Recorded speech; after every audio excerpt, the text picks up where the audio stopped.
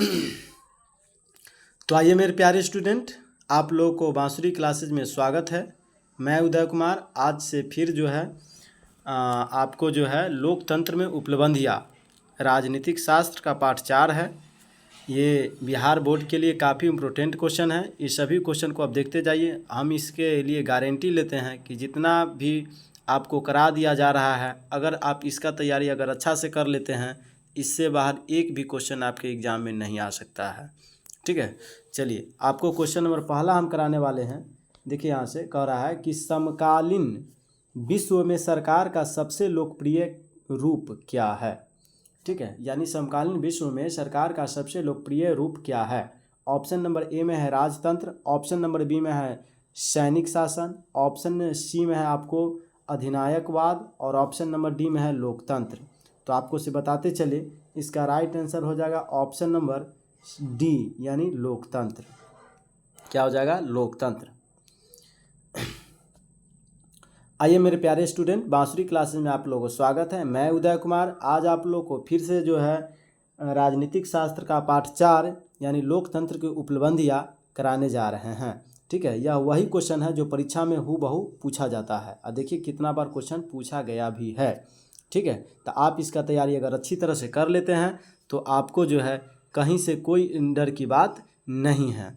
ठीक है, तो चलिए हम लोग पहला क्वेश्चन पढ़ते हैं। पहला क्वेश्चन दिया गया है कि समकालीन विश्व में सरकार का सबसे लोकप्रिय रूप क्या है। तो ऑप्शन ए में है राजतंत्र, ऑप्शन बी में है सैनिक शासन, ऑप्शन सी में है अधिनायकवाद, ऑप्शन डी में है लोकतंत्र। तो इसका राइट आंसर हो जाएगा ऑप्शन नंबर डी यानी लोकतंत्र। इसी तरह से आइए क्वेश्चन नंबर हम लोग फिर दूसरा करेंगे। देखिए यहाँ से क्वेश्चन नंबर दूसरा कह रहा है कि भारत में किस तरह की लोकतंत्र की व्यवस्था की गई है। ऑप्शन ए में है जो है प्रत्यक्ष, ऑप्शन बी में है अप्रत्यक्ष, ऑप्शन सी में है दोनों, ऑप्शन डी में है इनमें से कोई नहीं। तो आपको से बताते चले, इसका राइट आंसर हो जाएगा ऑप्शन नंबर बी यानी अप्रत्यक्ष। इसी तरह से आइए क्वेश्चन नंबर 3 में। क्वेश्चन नंबर 3 कह रहा है कि किसने कहा था कि लोकतंत्र जनता का, जनता के द्वारा तथा जनता के लिए शासन है। ऑप्शन ए में है अरस्तु, ऑप्शन बी में है अब्राहम लिंकन, ऑप्शन सी में है रूसो, ऑप्शन डी में है सुकरात। तो आपको से बताते चले, इसका राइट आंसर हो जाएगा ऑप्शन नंबर बी यानी कि अब्राहम लिंकन। इसी तरह से आइए क्वेश्चन नंबर 4 अब हम लोग करने वाले हैं। देखिए 4 नंबर क्वेश्चन कह रहा है कि भारत में वोट देने के लिए न्यूनतम आयु क्या है। ऑप्शन ए में है 16 वर्ष, ऑप्शन बी में है 18 वर्ष, ऑप्शन सी में है 21 वर्ष, ऑप्शन डी में है 25 वर्ष। तो आपको से बताते चले, इसका राइट आंसर हो जाएगा ऑप्शन नंबर बी यानी कि 18 वर्ष। 18 वर्ष से ऊपर जितने भी व्यक्ति है वह जो है वोट डाल सकते हैं। ठीक है, आइए क्वेश्चन नंबर हम लोग फिर 5 करेंगे। देखिए क्वेश्चन नंबर 5 कह रहा है कि दक्षिण अफ्रीका के प्रथम अश्वेत राष्ट्रपति कौन थे। ऑप्शन नंबर ए में है एन क्रूमा, ऑप्शन नंबर बी में है जनरल पिनोस, ऑप्शन नंबर सी में है आपको Nelson Mandela, option number D में है अब्राहम लिंकन। तो आपको से बताते चले, इसका राइट आंसर हो जाएगा ऑप्शन नंबर सी यानी नेल्सन मंडेला। ठीक है, दक्षिण अफ्रीका के प्रथम अश्वेत राष्ट्रपति कौन थे, तो नेल्सन मंडेला।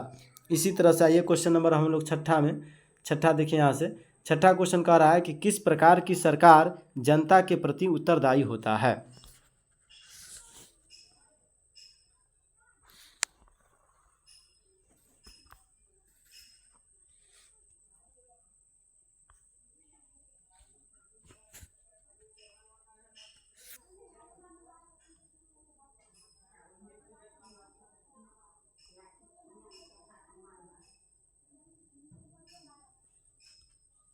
ऑप्शन ए में दिया गया है, ऑप्शन ए में दिया गया तानाशाही, ऑप्शन बी में है राजशाही, ऑप्शन सी में है गैर लोकतांत्रिक, ऑप्शन डी में है लोकतांत्रिक।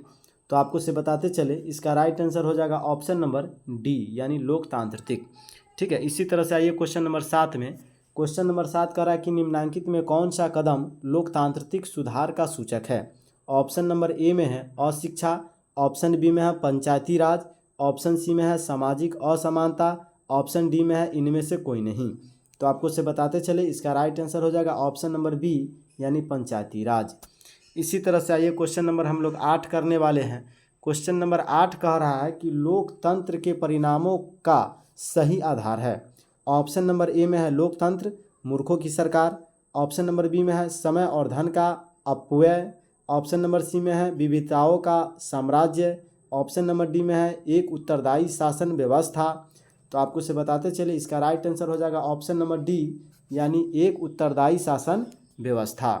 इसी तरह से आइए क्वेश्चन नंबर 9 में हम लोग आने वाले हैं। देखिए क्वेश्चन नंबर 9 कह रहा है कि डॉट डॉट देशों में सामाजिक विविधताओं के बीच सामंजस्य स्थापित होता है। ऑप्शन नंबर ए में है लोकतांत्रिक, ऑप्शन नंबर बी में है गैर लोकतांत्रिक, ऑप्शन नंबर सी में है राजतांत्रिक, ऑप्शन नंबर डी में है पूंजीवादी। तो आपको से बताते चले इसका राइट आंसर हो जाएगा ऑप्शन नंबर ए, यानी लोकतांत्रिक। क्या हो जाएगा? लोकतांत्रिक। इसी तरह से आइए क्वेश्चन नंबर 10 में। देखिए क्वेश्चन नंबर 10 क्या कह रहा है कि भारत की प्रमुख सामाजिक समस्या क्या है। ऑप्शन नंबर ए में है जातिवाद, ऑप्शन नंबर बी में है भाषावाद, ऑप्शन सी में है जो है संप्रदायवाद, ऑप्शन नंबर डी में है इनमें से सभी। तो आपको से बताते चले इसका राइट आंसर हो जाएगा ऑप्शन नंबर डी, यानी इनमें से सभी। भारत की प्रमुख सामाजिक समस्या क्या है? तो जातिवाद भी हो जाएगा, जातिवाद तो सबसे पहले है। इसके बाद है भाषावाद, भाषा में भी जो है प्रमुख कारण है सामाजिक विभाजन का। इसके बाद जो है संप्रदायवाद, ये भी है, यानी ऑप्शन नंबर डी इसका राइट उत्तर हो जाएगा, इनमें से सभी। इसी तरह से आइए क्वेश्चन नंबर 11 में कह रहा है कि निम्न में से कौन सी एक बात लोकतांत्रिक व्यवस्था के अनुरूप नहीं है। ऑप्शन ए में है कानून के समक्ष समानता। इसी तरह से आइए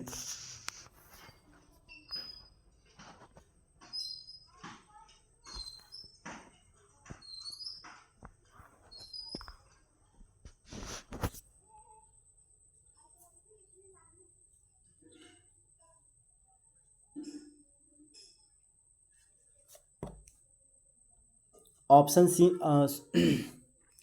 ऑप्शन बी में है स्वतंत्र एवं निष्पक्ष चुनाव, ऑप्शन नंबर सी में है उत्तरदायी शासन व्यवस्था, ऑप्शन नंबर डी में है बहुसंख्यकों का शासन। तो आपको से बताते चले इसका राइट आंसर हो जाएगा ऑप्शन नंबर डी, बहुसंख्यकों का शासन, 11 नंबर का। अब चलिए इसी प्रकार से क्वेश्चन नंबर 12 में आएंगे। क्वेश्चन नंबर 12 कह रहा है कि भारतीय लोकतंत्र है।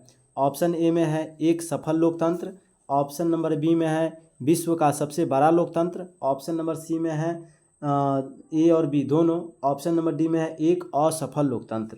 तो आपको से बताते चले इसका राइट आंसर हो जाएगा ऑप्शन नंबर सी, यानी कि भारतीय लोकतंत्र क्या है? तो भारतीय लोकतंत्र जो है एक सफल लोकतंत्र है और विश्व का सबसे बड़ा लोकतंत्र है। ठीक है, विश्व का सबसे बड़ा लोकतंत्र है भारत का लोकतंत्र, इस बात को याद रखिएगा। इसी तरह से आइए क्वेश्चन नंबर हम लोग फिर 13 में आने वाले हैं। देखिए 13 नंबर क्वेश्चन कह रहा है आपको लोकतांत्रिक सरकार का आधार है। ऑप्शन नंबर ए में है बहुमत, ऑप्शन बी में है अल्पमत, ऑप्शन नंबर सी में है सैनिकवाद, ऑप्शन नंबर डी में है पूंजीवाद। तो आपको से बताते चले इसका राइट आंसर हो जाएगा ऑप्शन नंबर ए, यानी बहुमत। क्या हो जाएगा? बहुमत। इसी तरह से आइए क्वेश्चन नंबर फिर 14 में हम लोग देखेंगे। देखिए 14 नंबर का क्वेश्चन कह रहा है कि 15वीं लोकसभा का चुनाव कब हुआ था। ऑप्शन ए में है 2007, ऑप्शन बी में है 2009, ऑप्शन सी में है 2005, ऑप्शन डी में है 2010। तो आपको से बताते चले इसका राइट आंसर हो जाएगा ऑप्शन नंबर बी, यानी 2009। ठीक है, 15वीं लोकसभा का चुनाव कब हुआ था? तो 2009 में हुआ था। इसी तरह से आइए क्वेश्चन नंबर यहाँ पे अब हम लोग 15 करने वाले हैं। देखिए 15 नंबर क्वेश्चन में क्या कह रहा है कि लोकतांत्रिक व्यवस्थाओं ने निम्नांकित किन पर असफलता पाई है। ठीक है, किन पर असफलता पाई है। ऑप्शन ए में है राजनीतिक असमानता को समाप्त कर दिया। ठीक है, इसके बाद है आपको जो है लोगों के बीच टकरावों को जो है समयावी कर दिया है। ऑप्शन सी में है आपको जो है बर्बाद सम्राट, और जो है इसको छाड़ दीजिए इस क्वेश्चन को। ठीक है, इसको हटा देंगे हम लोग। अब आगे आइए, क्वेश्चन है यहाँ से 15 16 में आइए।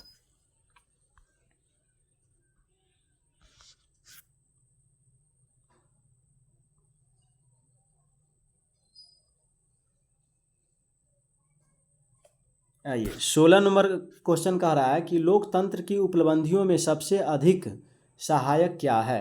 ऑप्शन नंबर ए में है निर्धनता, ऑप्शन बी में है अशिक्षा, ऑप्शन सी में है आपको विषमता, ऑप्शन डी में है विकास।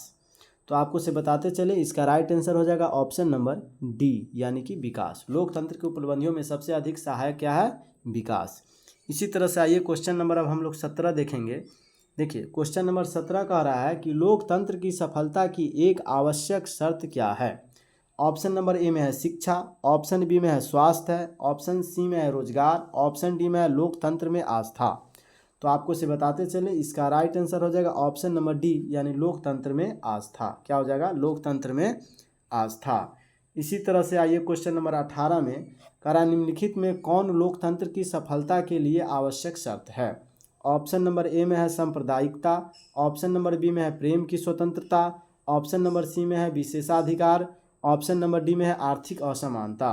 तो आपको से बताते चले इसका राइट आंसर हो जाएगा ऑप्शन नंबर बी यानी प्रेस की स्वतंत्रता। क्या हो जाएगा? प्रेस की स्वतंत्रता। इसी तरह से आइए क्वेश्चन नंबर 19 में देखिए, क्वेश्चन नंबर 19 कह रहा है सरकार का कौन सा प्रकार सबसे अच्छा माना जाता है? ऑप्शन ए में है राजतंत्र, ऑप्शन बी में है लोकतंत्र, ऑप्शन सी में है अधिनायकवाद, ऑप्शन डी में इनमें कोई नहीं। तो आपको से बताते चले इसका राइट आंसर हो जाएगा ऑप्शन नंबर बी यानी लोकतंत्र। क्या हो जाएगा? लोकतंत्र। इसी तरह से आइए क्वेश्चन नंबर 20 में 20 नंबर क्वेश्चन कह रहा है कि लोकतंत्र, एक मिनट, आइए, कह रहा है लोकतंत्र की सफलता निर्भर करती है। ऑप्शन ए में है नागरिकों की उदासीनता पर, ऑप्शन नंबर बी में है नागरिकों की गैर कानूनी कार्रवाई पर, ऑप्शन नंबर सी में है नागरिकों की विवेकपूर्ण सहभागिता पर, ऑप्शन डी में है नागरिकों द्वारा अपनी जाति के हितों की रक्षा पर। तो आपको से बताते चले इसका राइट आंसर हो जाएगा ऑप्शन नंबर सी यानी नागरिक की विवेकपूर्ण सहभागिता पर। नागरिकों की विवेकपूर्ण सहभागिता पर हो जाएगा। इसी तरह से आइए क्वेश्चन नंबर 21 में देखिए, 21 नंबर क्वेश्चन कह रहा है कि लोकतंत्र का कौन सा सही गुण नहीं है? ऑप्शन नंबर ए में है समानता का पोषण, ऑप्शन बी में है व्यक्ति की गरिमा में वृद्धि, ऑप्शन सी में है बहुसंख्यकों का शासन, ऑप्शन डी में है विभिन्नताओं में सामंजस्य की क्षमता। तो आपको से बताते चले इसका राइट आंसर हो जाएगा ऑप्शन नंबर सी यानी बहुसंख्यकों का शासन। क्या हो जाएगा? बहुसंख्यकों का शासन। इसी तरह से आइए क्वेश्चन नंबर 22 में देखिए, यहाँ से क्वेश्चन नंबर 22 कह रहा है कि लोकतंत्र का सर्वोत्तम गुण क्या है? ऑप्शन ए में है शिक्षा का अभाव, ऑप्शन बी में है आपको जनसंख्या की अधिकता, ऑप्शन सी में है बहुदलीय पद्धति, ऑप्शन डी में है नागरिकों की गरिमा में वृद्धि। तो आपको से बताते चले इसका राइट आंसर हो जाएगा ऑप्शन नंबर डी यानी नागरिकों की गरिमा में वृद्धि। नागरिकों की गरिमा में वृद्धि।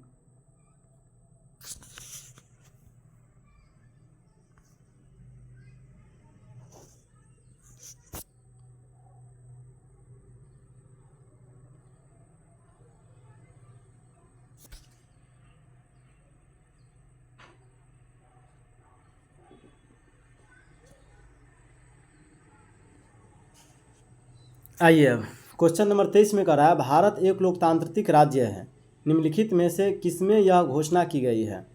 ऑप्शन ए में है प्रस्तावना में, ऑप्शन बी में है पाठ में, ऑप्शन सी में है कानूनी पुस्तक, ऑप्शन डी में है नागरिक शास्त्र। आपको से बताते चले इसका राइट आंसर हो जाएगा ऑप्शन नंबर ए यानी प्रस्तावना। क्या हो जाएगा? प्रस्तावना। इसी तरह से आइए क्वेश्चन नंबर 24 क्या कह रहा है?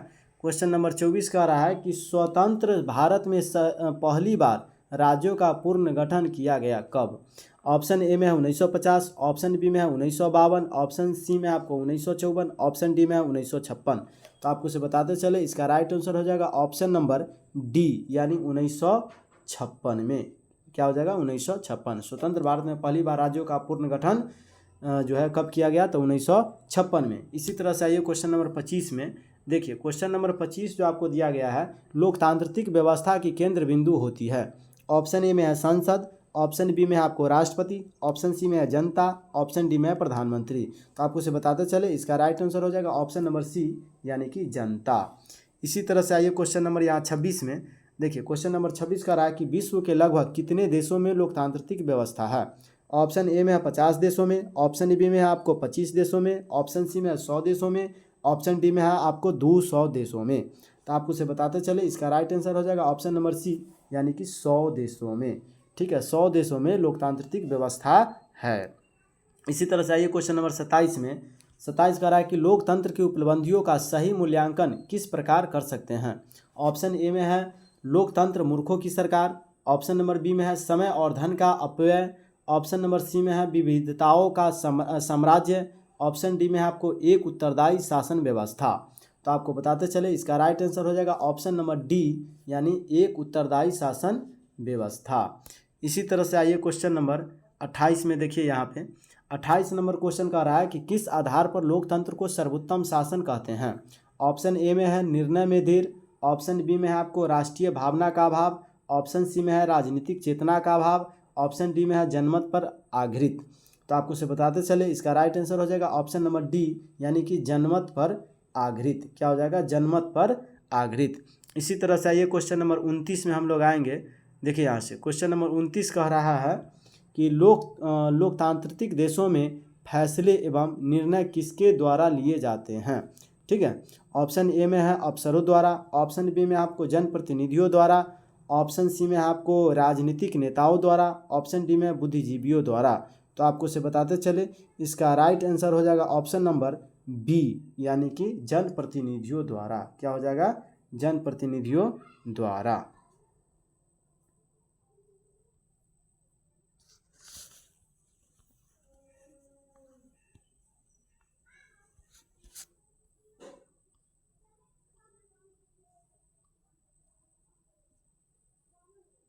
अब आइए क्वेश्चन नंबर 30 में कह रहा है लोकतंत्र के बारे में कौन सा कथन सत्य है। ऑप्शन ए में है जनता के मध्य टकराव का अभाव, ऑप्शन बी में आपको आर्थिक असमानता का अभाव, ऑप्शन सी में आपको निर्णय में देरी परंतु सर्वोत्तम फैसले, ऑप्शन डी में आपको सामाजिक असमानता का अंत। तो आपको से बताते चले इसका राइट आंसर हो जाएगा ऑप्शन नंबर सी, यानी निर्णय में देरी परंतु सर्वोत्तम फैसले। ठीक है, ये होता है। अब आइए उत्तर, अब क्वेश्चन नंबर हम लोग 31 में आने वाले हैं।